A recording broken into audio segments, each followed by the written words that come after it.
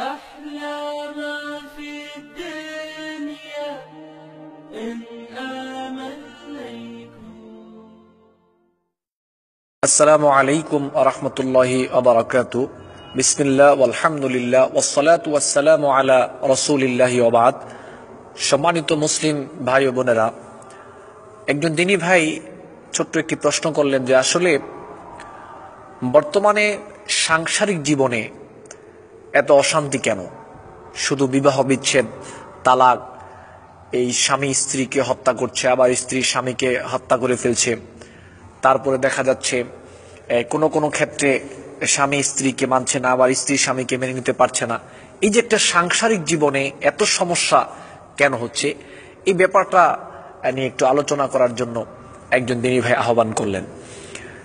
তো আমি এই ব্যাপারটা নিয়ে যেই জিনিসটা চিন্তা করে দেখলাম যে এটা হওয়ার একটা কারণ হচ্ছে, অনেকগুলো কারণ আছে, তার মধ্যে আমি একটা কারণ বিশেষভাবে তুলে ধরার চেষ্টা করছি। সেটা হচ্ছে রাসূল সাল্লাল্লাহু আলাইহি ওয়াসাল্লাম বলেছেন, যেটা বুখারী এবং মুসলিম শরীফের মধ্যে আসছে, তুনকাহুল মারআতু লিআরবাইন লিমালিহা ওয়া লিজামালিহা ওয়া লিহাসাবিহা ওয়া লিদীনিহা ফাজফার বিযাতিদ দ্বীন তারিবাত ইয়াদাকা।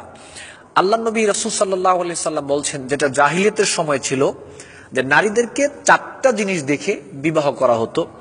তাদের সম্পদ দেখা হতো, তাদের সৌন্দর্য দেখা হতো, তাদের বংশমর্যাদা দেখা হতো, তাদের দ্বীনের ব্যাপারটা দেখা হতো। কিন্তু রাসূল সাল্লাল্লাহু আলাইহি সাল্লাম বললেন যে আমি বলি তোমরা মেয়েদেরকে বিবাহ করবে একটা জিনিস দেখে, সেটা হলো তাদের দ্বীনদারি।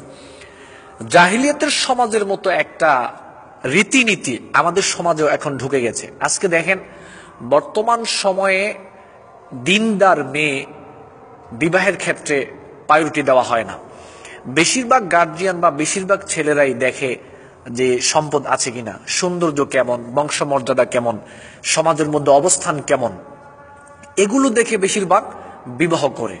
কিন্তু দ্বীনদারির ক্ষেত্রে এতটা নজর দেওয়া হয় না। যদিও আলহামদুলিল্লাহ এখনের যুগে কিছুটা পরিবর্তন আসছে, আলহামদুলিল্লাহ কোরআন এবং সহিহ হাদিসের দাওয়াতের মাধ্যমে অনেক লোক তৈরি হচ্ছে, তারা এগুলো খেয়াল রাখার চেষ্টা করছেন। কিন্তু তারপরও বর্তমান সময়ের এটা তো নতুন চলছে, কিন্তু পূর্ববর্তী বা কিছুদিনের আগের যে ঘটনা বাংলাদেশে আমরা এখন দেখতে পাচ্ছি, এটা হওয়ার একটা কারণ হচ্ছে যে বিবাহের ক্ষেত্রে আল্লাহর নবী বলছে দ্বীনদারি মেয়েকে বিবাহ করার জন্য। কেন দ্বীনদারি মেয়েকে বিবাহ করার কথা বলা হয়েছে?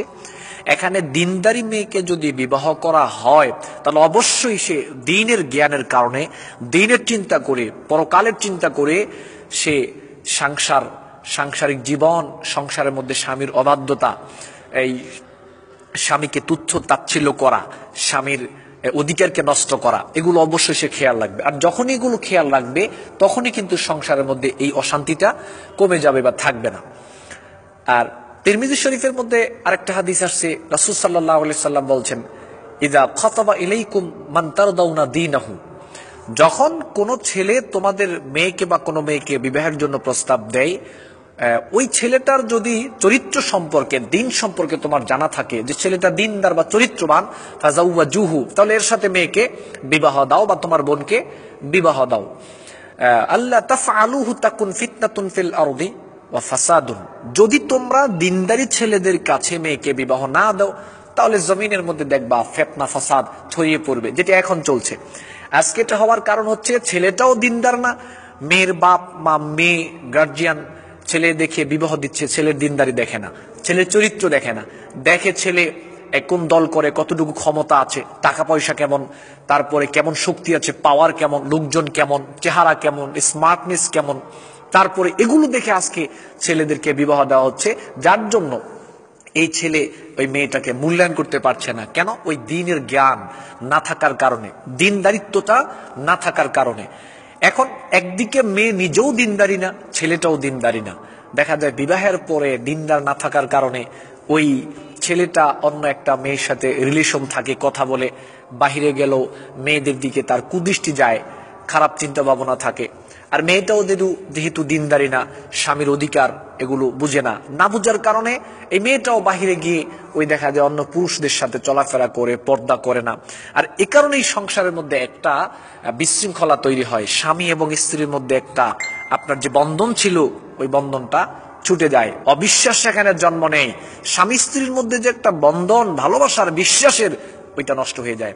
আর তখনই হয় সমাজের মধ্যে, ওই সংসারের মধ্যে অশান্তি, তখনই শুরু হয় বিবাহ বিচ্ছেদ। স্বামী স্ত্রীকে রাখতে চায় না, স্ত্রী স্বামীকে রাখতে চায় না, অতঃপর স্বামী স্ত্রীকে তালাক দিতে চায়, স্ত্রীও স্বামী থেকে চলে যেতে চায়।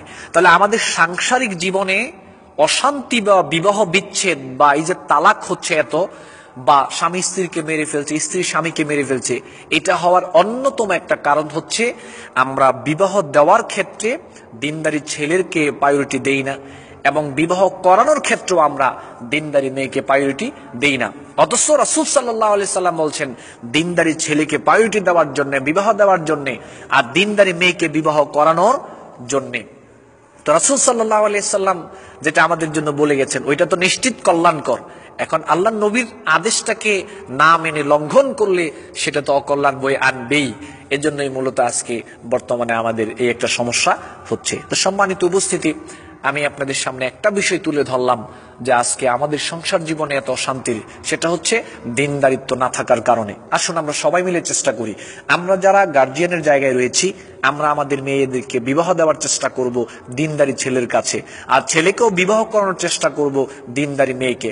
এবং যারা যুবক ভাই রয়েছে, আপনাদেরকে বিশেষভাবে অনুরোধ করছি, আপনারা এই যে টাকা পয়সা, এই যে সৌন্দর্য, দেখেন তো একটা ব্যাপার, আজকে যারা এই যে সাংসারিক জীবনে এত বিচ্ছেদ, দেখেন টাকা পয়সার অভাব নাই, চেহারার সৌন্দর্যের অভাব নাই, বংশমর্যাদার অভাব নাই, চেহারার সৌন্দর্য, টাকা পয়সা, ক্ষমতা সবকিছু আছে, তারপরও সংসারে শান্তি নেই। কেন?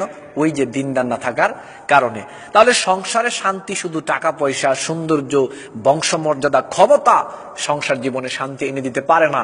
সংসার জীবনে শান্তির জন্য দিনদার প্রয়োজন। একজন দিনদারি স্ত্রী সন্ধান করার চেষ্টা করেন, এবং একজন দিনদার যারা বোন রয়েছেন, আপনারাও দিনদার ছেলেকে প্রায়োরিটি দেওয়ার চেষ্টা করেন। আসুন আমরা সবাই মিলে এই চেষ্টা করি যে আমাদের পরিবারটাকে কিভাবে আবার শৃঙ্খলার ভিতরে একটা শান্তি শৃঙ্খলার পরিবার হিসেবে কিভাবে গড়ে তোলা যায়, সবাই চেষ্টা করি। আল্লাহ সুবহানাহু ওয়া তাআলা আমাদের সবাইকে তৌফিক দান করুন। আমিন। ওয়া আখির দাওয়ানা আলহামদুলিল্লাহি রাব্বিল আলামিন। সুবহানাকা আল্লাহুম্মা ওয়া বিহামদিকা আশহাদু আল্লা ইলাহা ইল্লা আনতা